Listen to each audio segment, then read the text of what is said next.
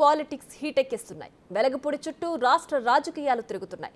Chief electoral ఆఫీసర్కు TDP YCP నేతలు పోటాపోటీగా ఫిర్యాదు చేశారు.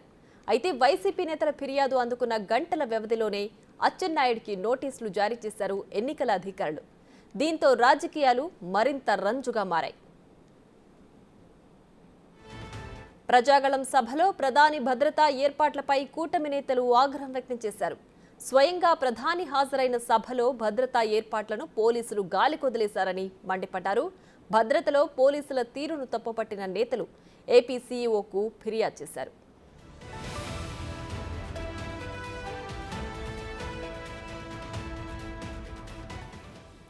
కొందరు అధికారులు ఉద్దేశపూర్వకంగానే అడ్డంకులు సృష్టించారని నాదెండ్ల మనోహర్ ఆరోపించారు. ప్రధాని భద్రత, జనం, ట్రాఫిక్ నియంత్రణపై పోలీసులు పట్టించుకోకపోవడం దారుణమని అన్నారు. జనాన్ని నియంత్రించాలని ప్రధానమంత్రి చెప్పినా పోలీసుల్లో స్పందన లేదని ధూళిపాళ్ల మండిపడ్డారు.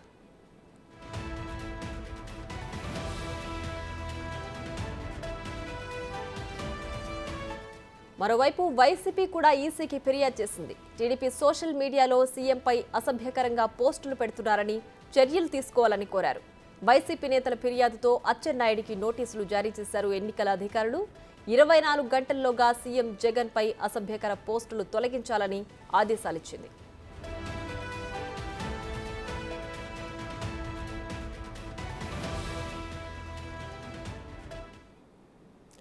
ఇక ఇదే అంశానికి సంబంధించి పూర్తి సమాచారాన్ని మా ప్రతినిధి శివ లైవ్ లో అందించడానికి సిద్ధంగా ఉన్నారు.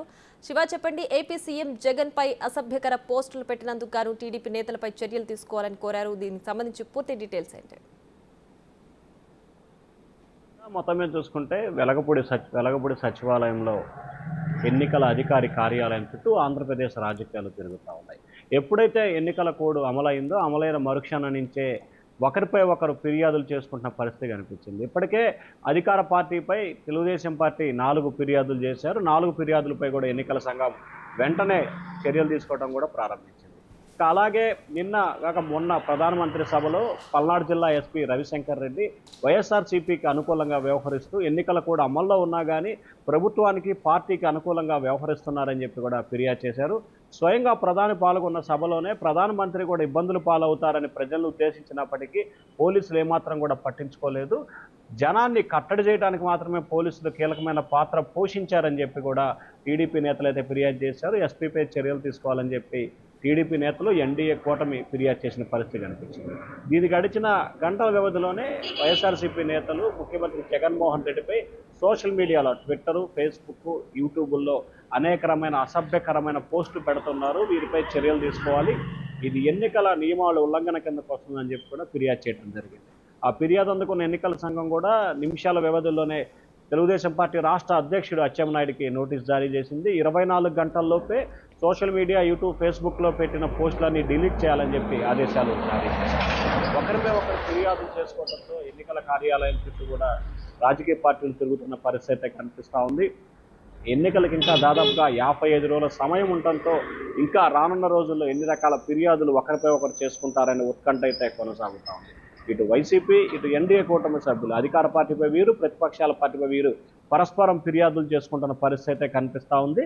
ఇప్పటికే ఏదైతే ఏపీ ఫైబర్ గ్రిడ్కి సంబంధించి కానీ అలాగే మిగిలిన అంశాలకు సంబంధించి కూడా ఎన్నికలు కూడా అమల్లోకి వచ్చినా కానీ వెబ్సైట్ ఓపెన్ చేస్తే ముఖ్యమంత్రి, మంత్రుల ఫొటోస్ వస్తున్నాయి, వాటిని తొలగించాలని, అలాగే ఏపీ ఫైబర్ గ్రిడ్లో సిద్ధం సభకు సంబంధించిన యాడ్స్ వస్తున్నాయని దాన్ని తొలగించాలి, ఏపీ ఫైబర్ గ్రిడ్ ఆన్ చేయగానే ముఖ్యమంత్రి జగన్మోహన్ రెడ్డి ఫోటో వస్తుంది, దాన్ని తీసివేయాలని చెప్పి, అలాగే చాలామంది జిల్లా కలెక్టర్లు, ఎస్పీలు ఇంకా ప్రభుత్వానికి ప్రతినిధులాగా వ్యవహరిస్తున్నారు, వారిపై చర్యలు తీసుకోవాలని చెప్పి ఇట్లా వరుసగా ఫిర్యాదులు అయితే టీడీపీ చేసింది. వాటికి సంబంధించి ఏపీ ఫైబర్ గ్రిడ్కి సంబంధించి కానీ వెబ్సైట్లకు సంబంధించి కానీ చర్యలు తీసుకోవాలి. ఆ శాఖ అధికారులకు ఇప్పటికే నోటీసులు జారీ చేసిన ఎన్నికల సంఘం టీడీపీ ఇచ్చిన ఫిర్యాదులకు స్పందిస్తూనే మరొకవైపు వైసీపీ ఇచ్చిన నోటీసులపై కూడా పరస్పరం రెండింటిని కూడా పూర్తి స్థాయిలో పరిశీలించి ఏది ఎన్నికల నియమావళి కింద వస్తుంది, ఏది రాదు అనేది పరిశీలన చేసి ఎవరికి అవసరమైతే వారికి నోటీసులు ఇస్తున్న పరిస్థితి కనిపిస్తూ ఉంది.